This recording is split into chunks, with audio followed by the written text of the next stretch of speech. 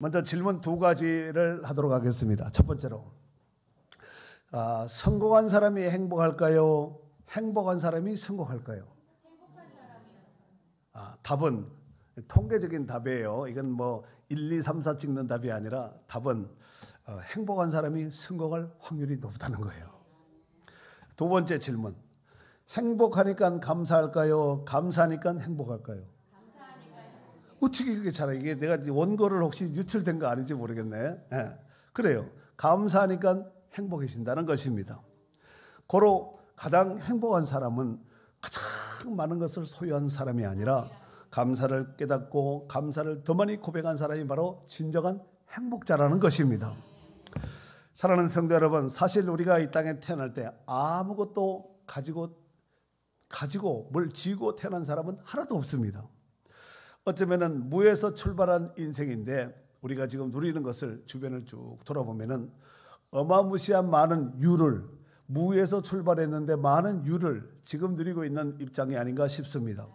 그렇다면 오늘 같은 이 추수감사주의를 기하여서 하나님께 감사하지 못할 사람은 한 사람도 없으리라 생각됩니다. 동의하시면 크게 아멘. 데살로니가전서 5장 18절에 보면은 범사에 감사하라. 이것이 그리스도 예수 안에서 너희를 향하신 하나님의 뜻이라고 말씀하고 있습니다. 무슨 감사? 범사의 감사가 그리스도 예수 안에서 우리를 향하신 하나님의 뜻이라는 것입니다. 이 말씀은 어떤 상황이라 할지라도 감사할 수 있다는 말씀이 아니겠습니까? 이를테면 일이 잘 돼도 감사, 일이 잘 안 돼도 감사, 건강할 때도 감사, 건강치 못할 때도 감사, 성공할 때도 감사, 실패할 때도 감사, 감사의 조건이 있을 때도 감사, 없을 때도 감사.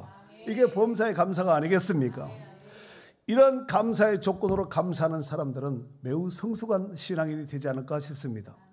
하지만 상황과 조건이 유리하고 좋을 때만 감사, 안 좋을 때는 안 감사, 이런 사람은 굉장히 위험한 또 불편한 이런 신앙생활을 하는 사람이 아닐까 싶습니다. 시편 50편 23절에 보면은 감사로 제사를 드리는 자가 나를 영화롭게 하나니 그의 행위를 옳게 하는 자에게 내가 하나님의 구원을 보이리라 그랬습니다.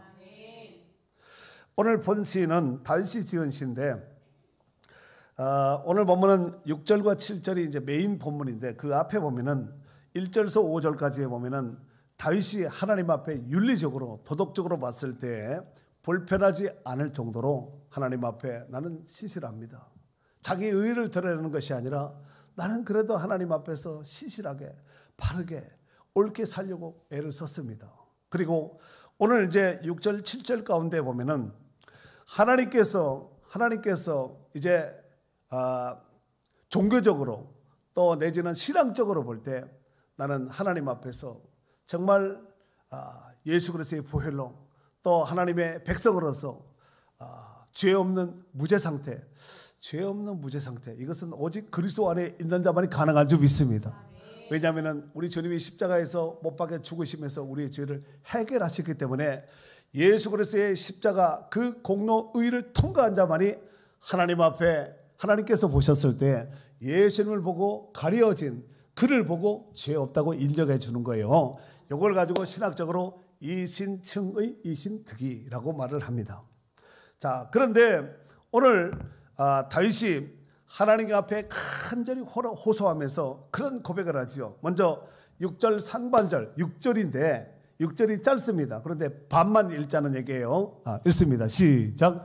여호와여 내가 무죄함으로 손을 씻고. 아멘. 거기까지요. 여호와여 내가 무죄함으로 손을 씻고 그랬습니다. 여러분 구약 시대에는 하나님의 성소에 들어가기 전에 먼저 물두멍에서 손을 씻습니다. 제사장이고 할 것 없이 무조건 들어가면 다 씻어야 돼.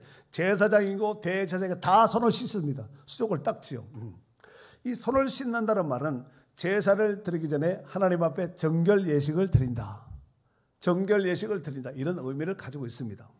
이를테면 출애굽기 40장 31절에 보면은 모세와 아론과 그 아들들이 가서 수족을 씻되, 수족은 뭐예요? 손과 발을 씻되 그들의 회막에 들어갈 때와 제단에 가까이 할 때 씻었으니 여호와께서 모세가 명하신 대로 되니라 그랬습니다.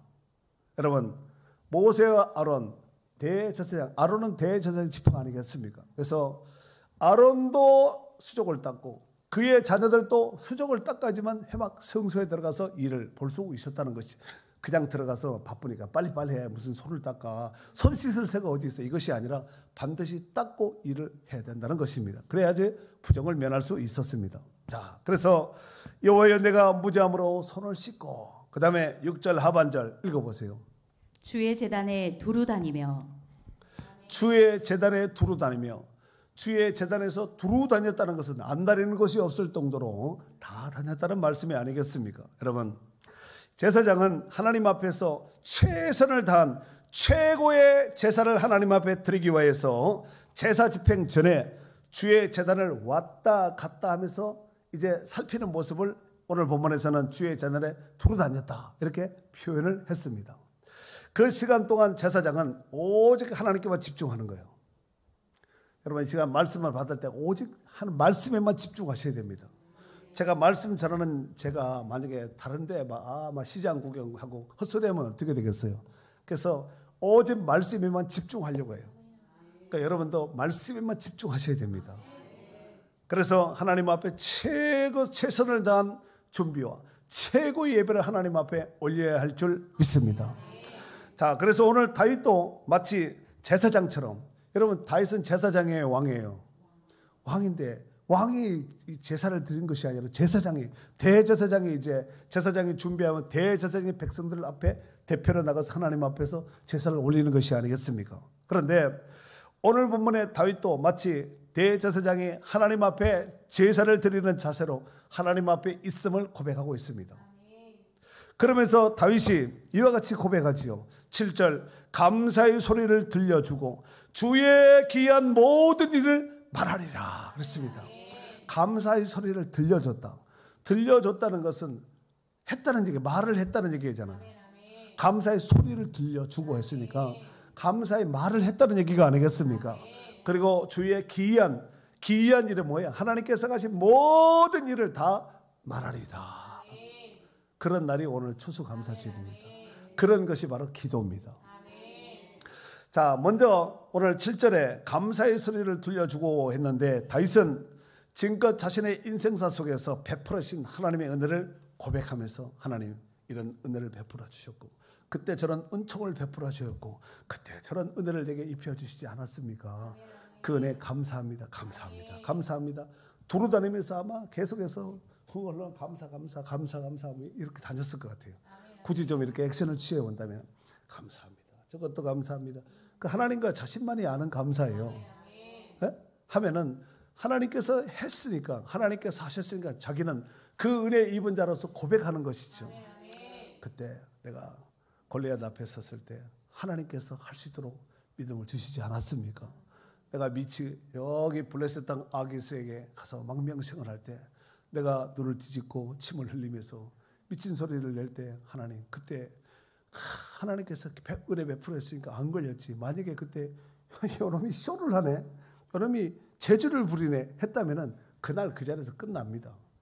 얼마나 완벽하게 했으면은 그렇게 했을 거예요. 그래서 이런 은총, 저런 은혜 베풀어 주신 하나님 앞에 감사의 제단을 돌면서 계속해서 감사합니다, 감사합니다 했다는 얘기가 아니겠습니까? 시편 40편 2절에 보면은 나를 기가 막힐 웅덩이와 수렁에서 끌어올리시고 하니까 스스로 나온 것이 아니에요. 하나님께서 기가 막힐 웅덩이와 수렁에서 끌어올리셨다는 거예요. 수동태죠. 끌어올리신 거예요. 내 발을 반석 위에 두사 내가 선 것이 아니라 하나님이 그 위에 올려놓으신 것이죠. 내 걸음을 견고하게 하셨도다. 하나님이 튼튼하게 악한 것들이 감히 대적하지 못하도록 하나님께서 지켜주셨다는 말씀입니다. 시편 23편 4절 그 유명한 그 다윗의 시편 가운데 내가 사망의 음침한 골짜기로 다닐지라도, 다녔다는 얘기예요. 다닐 것이라는 얘기예요. 사망의 음침한 골짜기를 다닌 적이 한두 번이 아니에요. 그러면 다윗만 그럴까요? 우리 인생 여정을 살펴봐도 참 죽을 고비, 사고 날 고비, 이런저런 어려운 위경 가운데 처할 고비들이 얼마나 많은, 굽이치는 인생 가운데 노도치는 파도처럼 얼마나 험산 줄력 같은 이런 어려운 위경을 인생을 돌아보면 참 기가 막히게 살아온 거야. 세상 말로 그런 말 하잖아요. 어르신들이 기구한 운명을 살아왔다고 그렇게 말하지 않습니까? 그러니까 하나님이 살려서 그렇게 오게 하신 거예요. 그래서 내가 사망의 음침한 골짜기로 다닐지라도 해를 두려워하지 않을 것은 주께서 나와 함께 하심이라. 주의 지팡이와 막대기가 나를 안위하시나이다. 나를 지켜줬다는 얘기지요. 하나님이 지켜주셔서 우리 여기까지 온 거예요. 크게 아멘. 더 크게 아멘.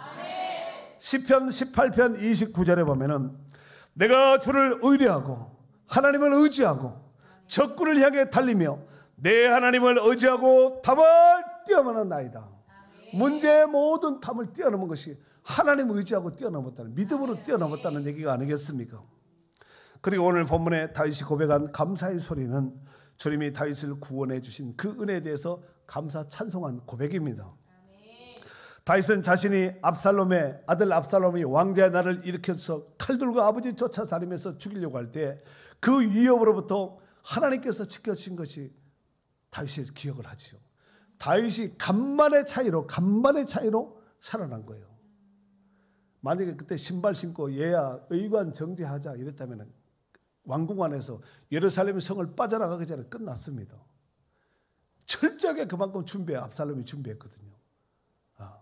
그런데 신발도 신지 못하고 옷도 제대로 갖춰 입지 못하고 그냥 야밤도 아주 그냥 달려가서 겨우 목숨만 구제한 것이 아니겠습니까?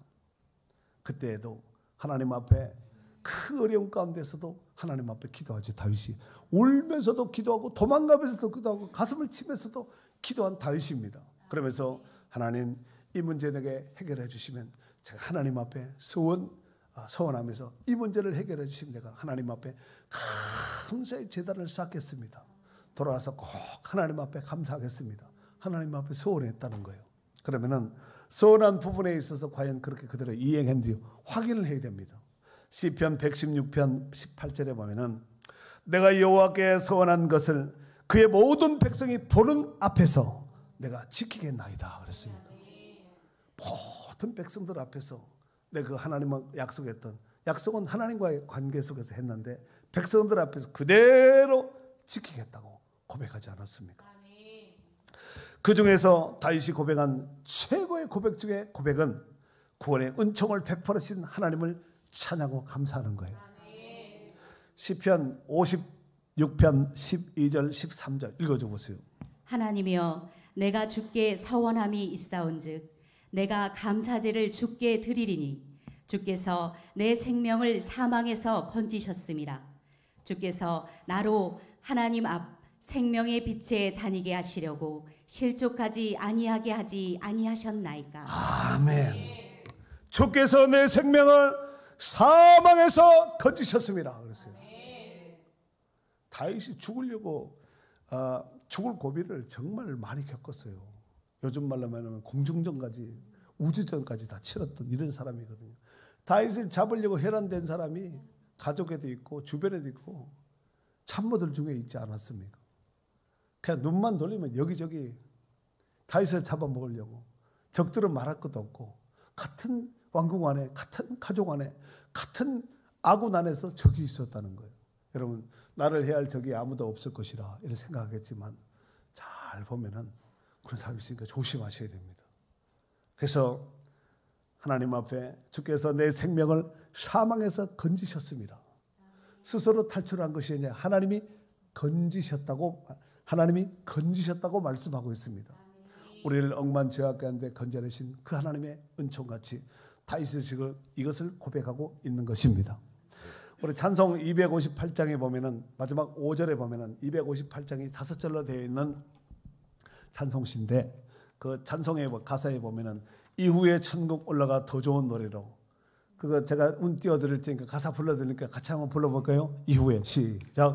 이후에 천국 올라가 더 좋은 노래로 날 구속하신 은혜를 내일 찬송하겠네. 내일 찬송하겠네. 내일 찬송하겠네. 날 구속하신 은혜를 늘 찬송하게. 한 번 더 할까요? 이후에 천국 올라가 더 좋은 노래 날 구속하신 은혜를 늘 찬송하겠네. 늘 찬송하겠네. 늘 찬송하겠네. 날 구속하신 은혜를 늘 찬송하겠네.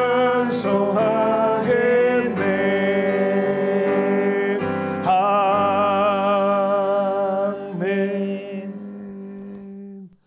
여러분, 저도 이렇게 추수감사 헌금을 준비했고 어젯밤에 3가지를 이렇게 적어왔습니다. 다 3가지 다 적으셨지요? 네. 3가지 안 적으신 분들은 지난주에 예배 안 참석한 거나 광고를 잘 못 들으신 분인데, 예배를 참석하지 않고 광고를 못 들었다 할지라도 주보에 기록되어 있으니까 주보도 못 보셨구나. 지금 제가 말씀드립니다. 그래서 제가 1번에다가 나 같은 죄인을 구원하셔서 주의 종으로 삼아주신 하나님께 감사합니다. 1번 삼아줬어요. 저는 제가 봤을 때 참 신통합니다. 여러분이 저를 잘 몰라서 그렇지 신통방통 꼬부랑통합니다. 정말 주의 크신 은혜라고 생각합니다. 어쩌면은 저의 인생사를 아는 사람들 내지는 인생의 뒤안길까지 비하인드 스토리를 아는 사람들은 저는요 다녔기에 나와도 손색이 없을 정도로 그 정도 간증이 많아요. 그리고 지난번에 정민교 목사님이었죠. 9일날 정민교 목사님 기억나시나요? 아니면 김유비 목사님 기억나시죠? 그 저를 보면서 생긴 것도 좀 비슷하게 생겼고 간증도 보니까 좀 비슷한 점이 많은 거예요. 많이 맞고 막 이렇게 커서는 안 맞았는데 어렸을 때는 저도 좀 맞았거든요. 그래서 몸이 좀 부어서 아직까지 덜 빠진 거예요.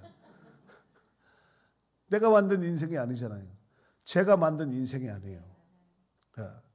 그 가정에 태어났어요. 여러분도 만약에 그런 집안에 태어났으면 그렇게 당하는 거예요. 저런 집안에 태어났으면 김유비 목사님처럼 그렇게 당할 수밖에 없습니다. 그렇잖아요? 나도 그냥 뻗듯한 집에 태어났으면 지금 막 이렇게 거시기 했겠죠. 그래서 하여튼 우리를 구원하신 그 은총을 생각하면 하나님께서 이런 은혜 저런 은총을 베풀어진 거기에 비하면 비교가 되지 않을 정도가 바로 우리에게 구원의 은총을 허락하신 그 은혜인 줄 믿습니다. 피트니스 그 대회에서 비장애인과 경쟁 끝에 사관왕에 오른 한 팔만 있는 왼팔이 없고 한 팔만 있는 피트니스 모델 김나윤 씨라고 있었습니다. 김나연이 아니라 김나윤. 이 사람은 사고 나기 3년 전까지만 해도 굉장히 유능한 강남의 헤어 디자이너였습니다. 그런데 뛰어난 미용 실력으로 이 사람입니다. 이 사진 가만히 놔두세요. 움직이지 말고 이렇게 인물도 아주 상냥하고 그래서 이 개인 고객이 굉장히 많아서 쇄도할 정도로 많은 요청이 들어왔다는 것입니다. 자, 그런데 어느 날 회사에서 휴가를 내고 친구들과 함께 휴가지에서 끔찍한 교통사고를 당하게 되었습니다. 이 사고로 지금은 2팔이 다 있죠. 한 팔이 그냥 잘려버렸어. 사고만 나가지고. 그래서 제가 이게 설교 준비하면서 김나연 씨 인터넷 좀 찾아가 좀 더 자세히 내용을 사고 난 경위를 읽어봤어요. 오토바이 사고 난 거예요. 이제 사고가 났는데 나중에 이제 의식이 없다가 의식이 있어서 이래 보니까 팔이 뻐근한 거예요. 그 친구들이 야, 너 팔 없다 그랬더니 자기 오른팔을 만져봤더니 왼쪽에 팔이 없는 거예요. 그래서 그 와중에도 그 팔을 찾아서 접합을 하려고 막 찾았다는 거예요. 팔을 찾았다는 거예요. 사고 중에 팔을 찾아가지고 병원에 가서 수술에 접합을 했어요. 근데 접합 부위가 깨끗하게 이렇게 잘 남은 것이 아니라 이게 계속 덧나고 해서 이게 폐혈증 근처까지 온 거예요. 그래서 팔을 할 수 없이 붙였다가 다시 왜냐하면 장기에 몸으로 들어오면 장기가 다 썩어버리니까 떼어냈다는 거예요. 이때가 나이가 22살인가 그래요. 아가씨입니다. 그래서 한순간에 팔을 잃은 이 김나연 씨가 울기도 많이 울고 좌절도 많이 했다는 것입니다. 왜 하필이면 나한테 이런 일이 일어났을까? 사고 만나신 분들은, 큰 사고 당하신 어려운 일을 당하신 분들은 그런 말을 많이 하지 않습니까? 왜 하필이면 그 사고가 나한테 왔냐? 왜 하필이면 그 백혈병이 나한테 왔냐? 나오지 않았습니까? 그래서 한동안 이 김나연 씨는 원망과 후회의 시간을 보내었습니다. 그러던 문득 어느 날 이런 생각이 드는 거예요. 만약에 그 사고 가운데서 내가 목이 만약에 잘렸다면 어떻게 됐을까? 목이 잘렸다면 뭐 살아있을 수가 없겠죠. 그리고 사지백체 가운데서 3개 가운데, 팔다리 가운데서 4개 중에서 하나가 잘려나간 것이 다 나간 것이 아니잖아요. 만약에 그때 3개가 잘리고 1개가 남아있다면 어떻게 됐겠어요? 그래서 그래도 팔이 잘려서 2다리는 멀쩡하니 어디든지 갈 수는 있잖아요. 그런데 김나연 씨가 오른손잡이인데 오른손이 잘린 게 아니라 왼팔이 잘려서 그놈은 천만다행이다, 이 생각을 했다는 것입니다. 이렇게 생각하자 나연 씨는 점점 그 좌절에서 벗어날 수 있었습니다. 그러던 중에 어느 날 눈에 들어오는 것이 있었는데 그것이 바로 피트니스 대회였습니다. 이 나연 씨가 자기가 살아남아야 한다는 생각으로 살아야 되잖아. 한 팔을 가지고 살아야 되지 않겠습니까? 그래서 외팔로 피트니스를 시작했습니다. 자신처럼 밖으로 나오지 않으려는 장애인들의 큰 용기와 소망을 주기 위해서 피트니스 대회에 출전하기로 했습니다. 그래서 피트니스 도전하기 위해서 캐틀벨 그 8kg짜리 목에 걸고 스쿼트하고 아파트 23층 그 계단을 하루에도 5번씩 오르락내리락 했다는 거예요. 끊임없이 정말 뼈를 깎는 피를 짜는 이런 노력을 했습니다.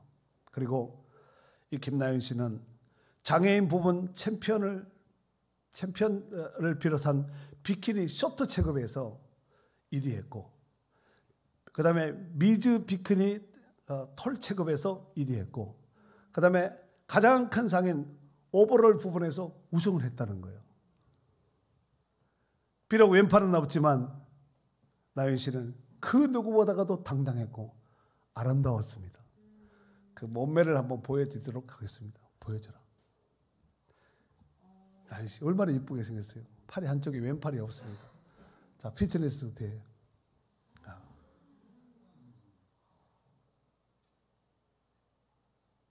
이게 조각이 아니라 사람입니다. 실제 모델이에요.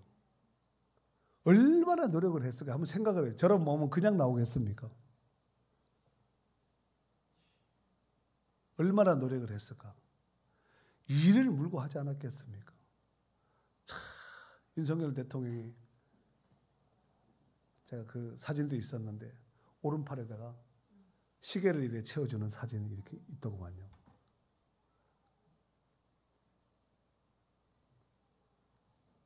이런 사람도 당당하게 사는 거예요. 저 메달 트로피 손에 잡기까지 얼마나 노력을 했을까 한번 여러분이 한번 상상을 한번 해보세요. 오늘 7절 하반절에 주위에 기이한 모든 일을 말하겠다 그랬지요. 다윗이 하나님께서 내게 행한 모든 기이한 일을 내가 말하겠다. 다윗은 하나님께서 그를 구원하여 원수의 손에서 건져주신 놀라운 일들, 하나님께서 사망 권세 가운데서 건져내시고 살려낸 그 일들을 널리 전파하고 증거하겠다, 이 고백을 하고 있는 것입니다. 이 말씀을 우리에게 적용을 시켜본다면 우리는 억만 죄악 가운데서 구원해 내신 그 하나님의 은혜에 감사하고 정말 그 은총에 감사하는 성도들이 되어야 될 줄 믿습니다. 또한 그런 구원의 은총을 베푸신 하나님을 날마다 입으로 삶으로 증거하는 전도자의 삶, 전파하는 자의 삶을 살아야 할 줄 믿습니다. 디모데후서 4장 2절 말씀에 보면은 너는 말씀을 전파하라. 때를 어떤지 못 얻든지 항상 힘쓰라 그랬습니다. 이러한 고백은 다윗의 고백으로만 끝날 것이 아니라 하나님께로부터 은혜 입은 저와 여러분들의 고백이 되어야 되지 않을까 싶습니다. 더욱이 하나님께서 우리에게 베푸신 그 은혜를 생각하면 모든 것이 감사요, 모든 것이 은혜라고 생각합니다. 사랑하는 성도 여러분, 이제 2024년도 올해도 한 50일 정도 남았습니다. 특별히 오늘 추수감사주일을 기하여서 우리 한 해의 삶을 돌이켜보면 참으로 감사할 일이 많이 있으리라 생각됩니다. 그래서 오늘 다윗도 6절에 고백한 말씀과 같이 주의 제단에 두루 다니며 감사의 소리를 들려주고 주의 귀한 모든 일을 말하겠다라고 고백하였습니다. 오늘 추수감사주일을 기하여서 오늘 이 단에서 감사로 고백하는 귀한 시간이 되었으면 좋겠습니다. 부디 행복한 감사의 고백들이 선포되는 축복된 남은 시간도 은혜의 시간이 될 수 있기를 주의 이름으로 축원합니다.